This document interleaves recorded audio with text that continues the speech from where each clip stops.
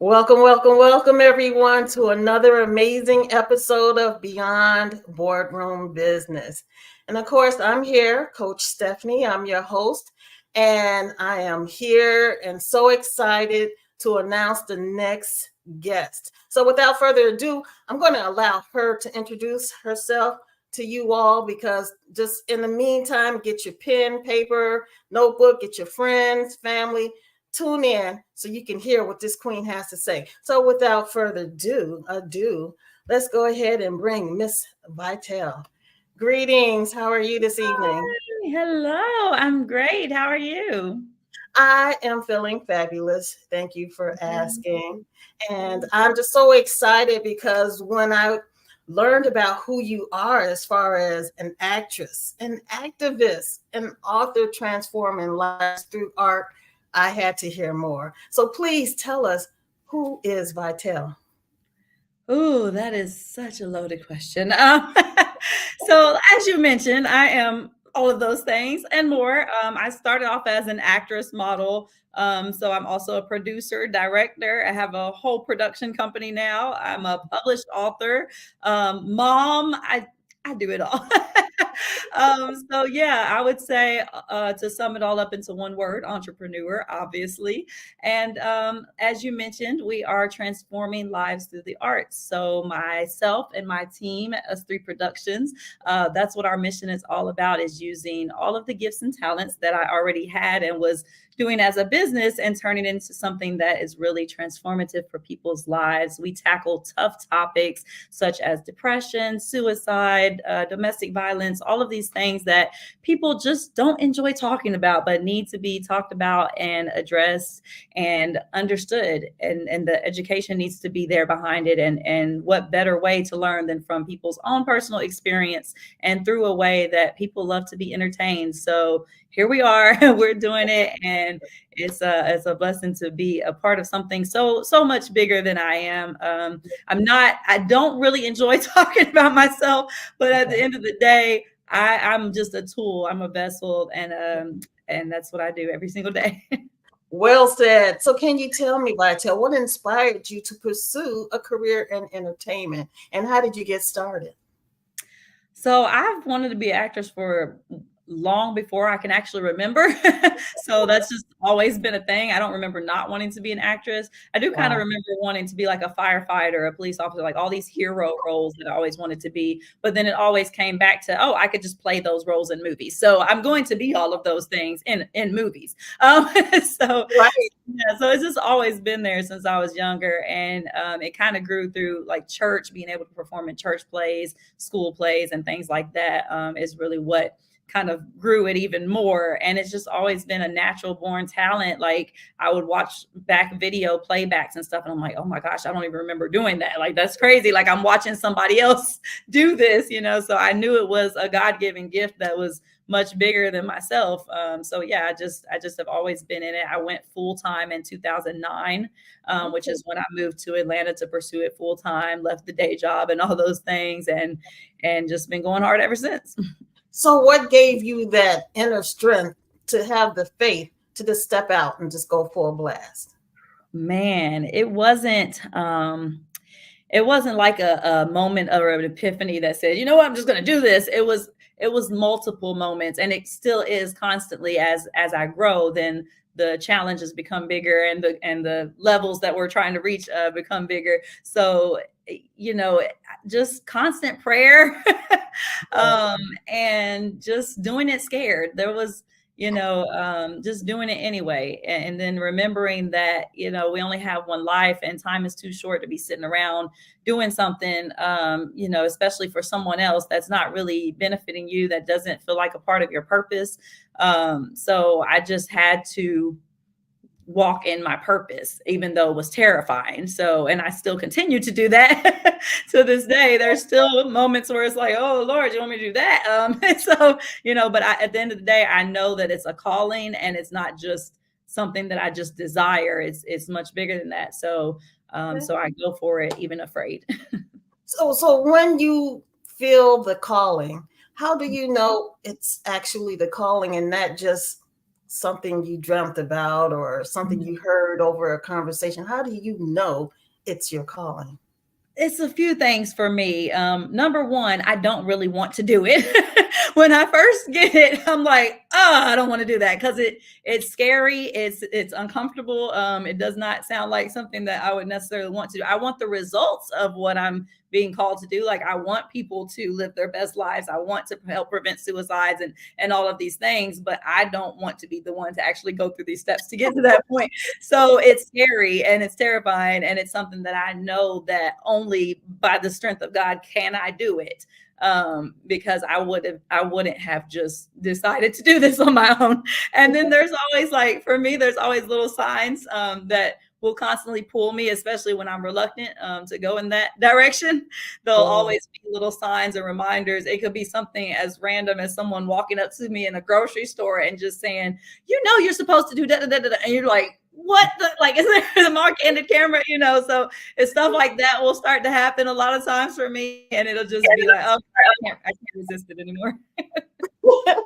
So essentially what I'm hearing is you have to step out of your comfort zone in order to achieve the things that you really want to be successful in. Absolutely. Absolutely. And that is not easy, which is why there are so many people that do not be successful, because they just would rather be in that comfort zone. And that's perfectly normal. But when you know that you're called to be just above average, you just got to do it anyway. You got to get uncomfortable. Definitely. That's true. So let me ask you, as an actress, how did you handle any kind of challenges, or were there any challenges where you had to have, they wanted you to have a couch interview, or did you always have an agent to represent you? How did you know the good deals from the bad deals? That is a good question. I don't think I've ever been asked that. I don't think I did know, honestly, like just starting out, you know, especially in the very beginning, you do things, you know, for credit, for exposure, to get yourself seen and get the word out there that you are working, you are available for booking. So I went through a lot of not legit jobs, I guess. Oh, And yeah, I think I just learned from experience and trial and error. And you know, half of the stuff that I've been in probably never even aired. And that's not to say it was not a legit gig. Like sometimes somewhere between shooting it and it actually airing, that something falls apart. But that doesn't mean that you didn't still get the experience. So it's like you still got the experience, you still have that on your resume, you still, you know, as long as you're continuing to press forward, like just about anything can be considered a stepping stone. But you do have to sometimes weed through, especially in the modeling world. There's a lot of nonsense out there that you have to really weed through. I know when I lived in Florida for a little while, there was a lot of casting calls for actors that weren't really looking for actors. They were looking for something else. And I'm like, just say that, you know, if that's what you want, just say that so it won't waste my time. But unfortunately, you do have to go through a lot to, and then once you, like, by experience, you just learn what to look for. And then you start to see it and be like, okay, I know what that is, because you've been there, done that, and you've had to waste your time going to a casting call that wasn't what you thought it was. So yeah. Okay, so someone that's interested in beginning into the acting industry, what should they do? What are a few tips to get started? Oh man, just get started. Oh, that reminds me, another part of your question was did I always have representation? And the answer to that is no. A lot of people feel like, okay, well, I got to get an agent, I got to get a manager, I got to do all of that. Like, you really don't, especially in the very beginning. You just start doing the work. Networking is all about who you know. So networking is probably even more important than even auditioning. And auditioning is a part of networking. So when you go to auditions, you're going to want to go in with the mindset of, I'm going to network, I'm going to get to know people in here, not necessarily looking at everybody as competition, but as people that you can connect with. So even if you don't get the part, then hey, I just connected with all these people, so it still was a success regardless. But you know, you just want to, once you start to network and do the auditions, and whether you find them on like backstage, or, there's all kinds of different casting networks. We got Google now, we got Siri, so y'all can figure all that part out. But, go on there and find out where the casting calls are and just start going to them. You may have to do a lot of extra work. You might have to do some things just for exposure or for the credit at first, and then just build that name for yourself. And eventually, as people get to know who you are and what you're doing, then they'll just start calling you. Make yourself available. Me personally, I've always just put my booking number out there. A lot of people don't feel comfortable doing that, but I say, hey, get you a separate number for booking or something, that's just for booking. So because the more you're available and accessible, then the easier it's going to be for somebody to call you up and say, hey, we want you. And then the more you're connecting with other people and being that vibrant person that everybody will remember, then they're going to start recommending you for stuff too. When you're not even in the room, it's like, oh, I know a girl. And then, so it works like that. So it's just networking is the most important thing. That's great. Great information. So Vitelle, what makes you stand out from all the others? Oh, you hit me with some good ones today. I'll try. That's an interesting question, because especially in this industry, so many people feel like, they're in competition with the next person, with modeling, with acting, like this is my competition. And I just feel like everybody's in their own lane. Like nobody's doing what I'm doing, but nobody's doing what you're doing either. And with Us Three Productions, we're extremely unique in the way that we're mixing multiple talents and avenues together. So we never just do movies or just plays. We always mix. It's a movie, it's a play, it's a concert. It's like everything in one. It's a whole production. So that's unique in itself. And then, not to mention, we're using only real stories, only real life stories portrayed through the arts, and the purpose and the mission is there. So there's plenty of people that are about the purpose and the mission, but then it just makes it unique that we're always incorporating these things. We also always incorporate like an element of surprise. So there's always something going on in the audience. It's always interactive. It's not something that you can just go to the movies and watch on a big screen. Like it's interactive and experience. So that in itself sets it apart from anything anyone else is doing. I can say that about the production company. So as far as, just being an actress and everything, I don't feel like I'm doing anything too much different than other people who are going for it, but to run a production company at the same time and then still be available to do other people's projects, depending on what it is, that's a challenge. And I think that is unique as well. I don't know that anybody else is doing that. Okay. So as an actor or actress, can you tell when it's naturally gifted or if someone went through a course and tried to learn how? I mean, is it obvious, or how can you tell when someone is really, truly talented? So I'm a really tough critic on myself first, most importantly. So therefore, I sometimes feel like I have the right to be critical when I see other movies and other projects and actors and things. So I can't necessarily tell if it's a natural born talent or if they were trained necessarily, but I can tell if this is good acting or not, or if it's believable or not. I can differentiate those two things, because I often see people on TV all the time. I don't think I can, there's not too many movies that I have watched that I can't find at least one person that I'm like, now, why did everybody else doing such a good job? And it just makes them stand out even more, that they're not believable to me, because I need to be able to feel it when you're on the screen. So you can tell. And I guess that's probably another thing that goes back to your last question that sets me apart from a lot of the rest, because I'm not just up here acting. I'm not just reading this script and saying, okay, well, let me pretend that I'm like what this person is supposed to be like. No, I'm embracing that. I'm becoming what I need to feel and be. Even as I'm reading it for the first time, I'm feeling this emotion, and that's who you're going to get when you see me by the time you see me on the screen. So, I feel like there's a big difference between acting and being. And in order to, when you really become and feel that, then the audience automatically feels it too.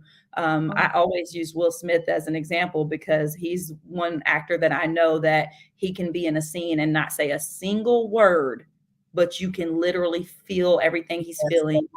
You know what he's thinking in his mind at that moment. Like that to me makes a powerful actor, because you actually have to be thinking it in your mind. You actually have to be believing it in that moment. And then it comes across, and everybody's feeling it and they're crying with you. We don't even know what we're crying about. We crying because you're crying. We feel it, you know what you're feeling. So yeah, it's so important that that you just feel it for real. Like to me, that's what is believable to me. So, as an actress, how do you remember your lines? um I have a few different techniques, and I'm actually very well known for memorizing lines. Like people will call me if they have somebody drop out the day before the show and be like, "Hey, can you come stand in for?" Because they know I'm gonna have it down by tomorrow. So Wow. I have different techniques that probably I don't really recommend and probably wouldn't work for everybody. One of them is procrastination. So like for me, and I was like this in school too, because like I will wait till the last minute. If I have a test tomorrow, I'll be up cramming the whole night before, not even thinking about it until right in the moment, and then I'll cram and get it all down because the Right. pressure, like something about that pressure is on, that helps me to be like, okay, it has to be done now. Like I can't wait any longer. So that is one of the things that is kind of a method for me, is I don't even think about the show until it gets right there. And plus that another reason that works for me is because I have so many projects usually like back to back. So I have to just let me focus on this one. I know that one's already locked in. I'll get to that one when I get to that one, and then I'll switch. But again, embracing that character, it's not hard to memorize. If it's a well-written script, it's not hard Mm. to remember what I'm going to say. Once I become that person, I know what I would say in that situation as me, that person, not me, Vitelle. So it just comes naturally to know what to, especially if you're going back and forth with somebody. Of course, it's a lot easier because I know how I, as that character, would respond to that. Right. So, yeah. And then also there are methods like I recommend this app called Cold Read, that I will record myself reading all of the lines. And then it has it where you can mute yourself or your parts. And it has, uh, Oh, yeah, like you can put all the words in there and you can mute your parts and then be react, like have the app reading for the other parts, and then you say your parts and responses. So I'll be rehearsing usually on the road because I'm on the road all the time. So I'm usually for plays and stuff, I'm rehearsing on the road and listening to the show and then acting it out while I'm in the car. So if somebody pulls up beside me, they're probably like, "What in the world is going on over there?" But I don't care. You know? I make so that's great. I really appreciate that information. What's the best part about being an actress?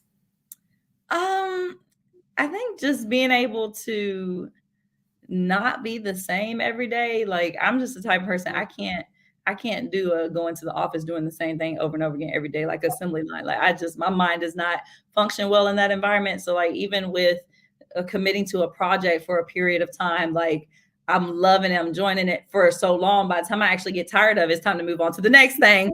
So, you know, it's like I get to switch and be something different now. And I like change. I like you know, just being able to put myself in other people's shoes. That's always been pretty easy for me anyway.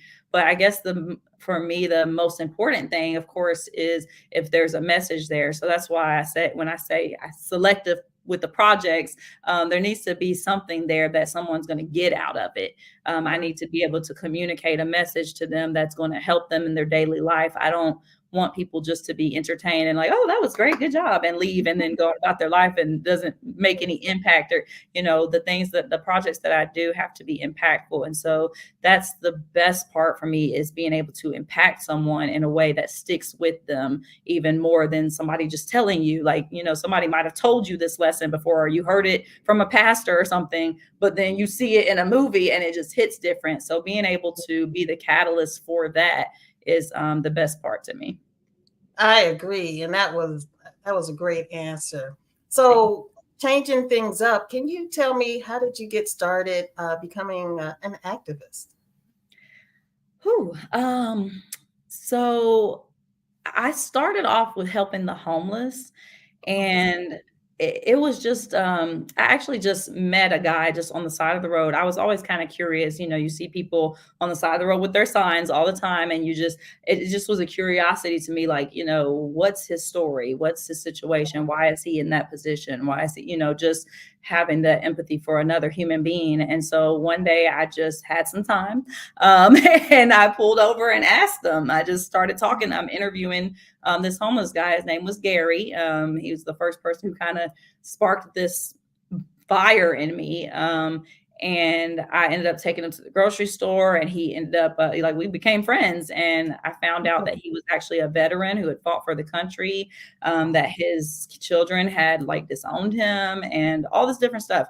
And I just was so enlightened by someone else's situation. I could not believe that. And he actually took me like to the tent cities, and I was learned about tent cities, and I'm like, what is that? Like, just all this stuff. I was just so mind blown that from then on, it just became a passion. Eventually I actually ended up being homeless myself. So that ignited the fire even more, because then when I was in those shoes, I learned that I did not know any of this stuff going on behind the scenes, as far as the help that there is and the help that there isn't out there, and how difficult it is to get back on your feet, and just the way the system is designed to keep you in that position. Spoiler alert, one of my next books coming up is called The Homeless System. So you can imagine what that's about.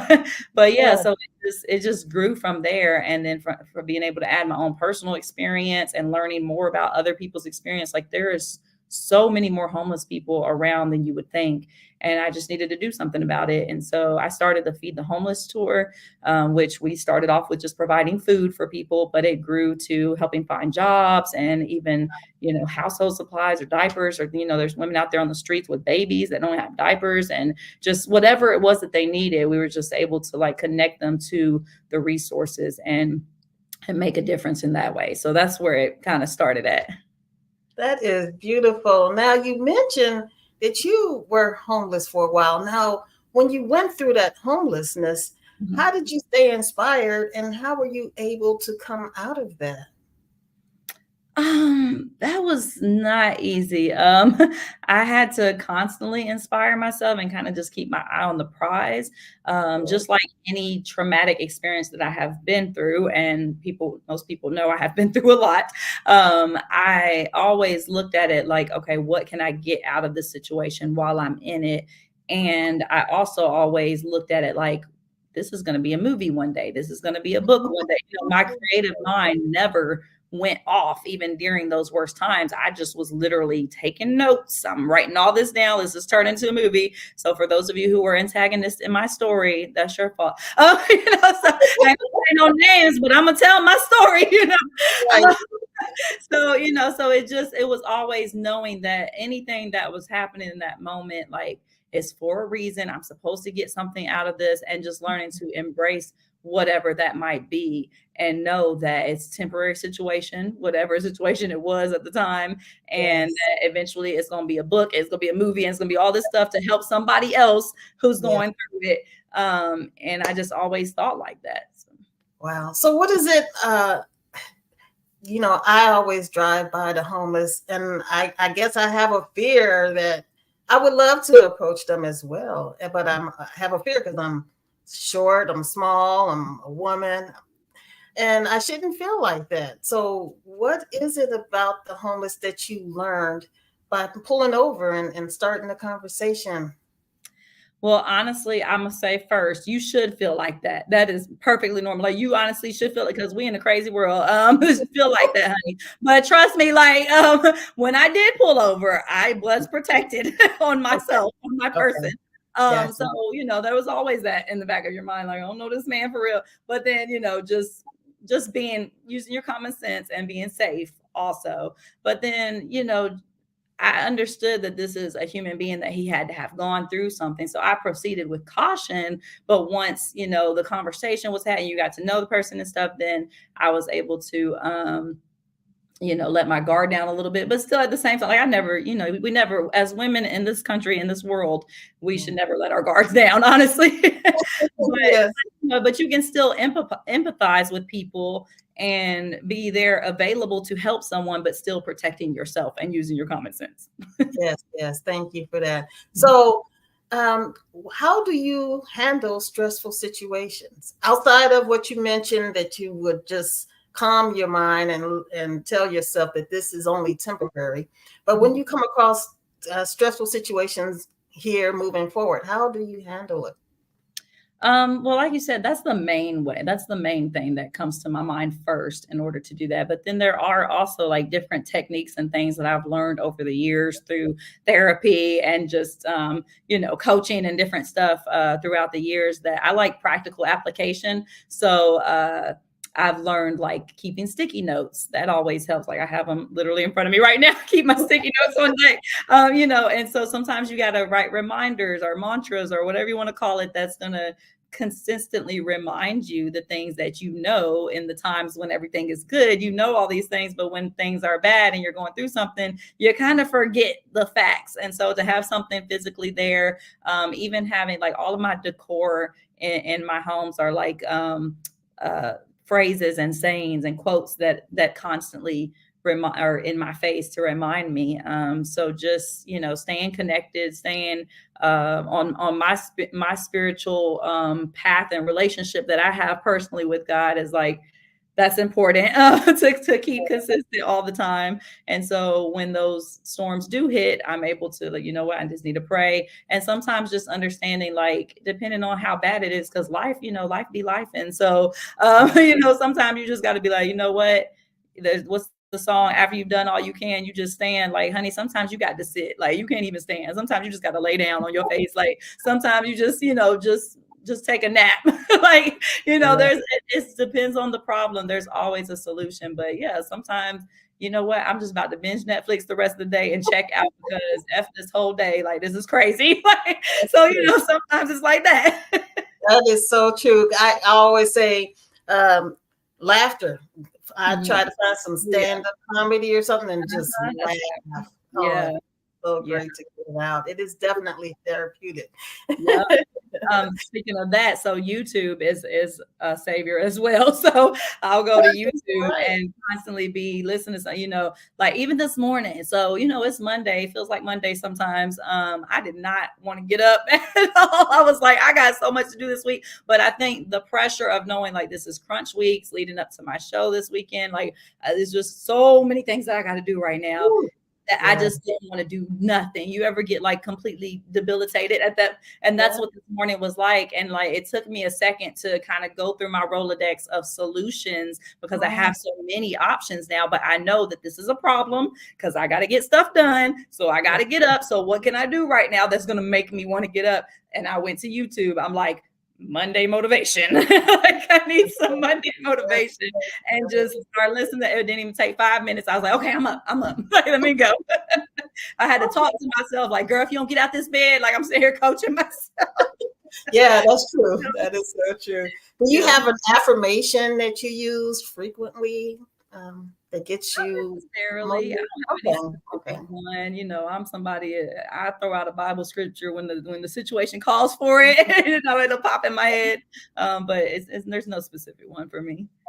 Okay, that's good. So in closing, I mean, this has been an amazing interview. What would you like to leave the listeners? Any kind of inspirational information or anything? Oh man, so I like to kind of go off of like summarizing everything we discussed, and since I never know what we're going to discuss in an interview, this is where I get to kind of think back. Okay, what was the running theme here?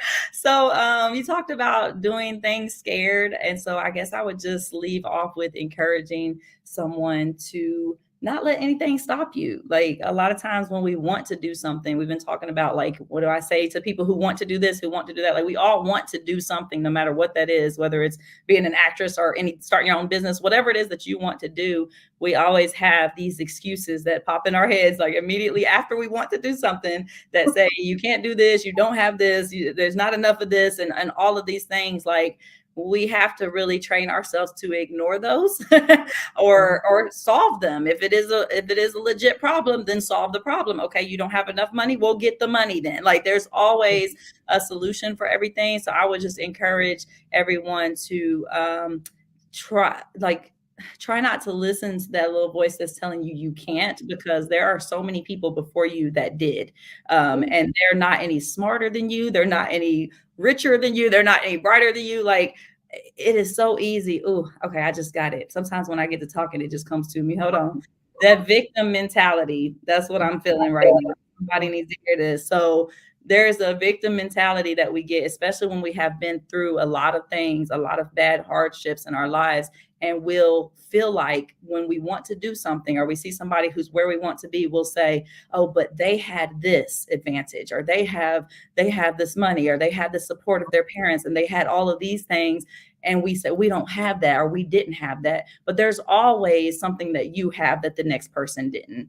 So use what you have, and don't let anything else be an excuse. Everything that you need is going to come to you, especially if it's from God, if it's a calling from God and he's telling you to do it, he's going to make a way for it to happen. He's not just going to tell you to do something and be like, all right, figure it out. Like, he's going to make a way, and it's going to start to fall into place, and people will start to come, as long as you take that step forward and start to do it, regardless of what excuses you may feel like you have. Like, shake that off. Go on and do it, honey. So, thank you, Jesus. Man, that was amazing. Thank you Now, how can people find you? Okay, so the best way to find me is vitelle.net. You can go to VITELLE, that's V as in victory, .net, NET. And I have all my social media linked there. You can also text me at 770-626-5075. This is my text subscription number, so I can keep you in the loop with everything that I have going on. Connect with me on social media. It's your girl, Vitelle. You know how to find me. I love it. Thank you so much. You have to come back in a couple of months and just catch up and just share with the world what's going on in your world. Thank you so much. I really appreciate it. Thank you. Thank you so much for having me, and I sure will. All right.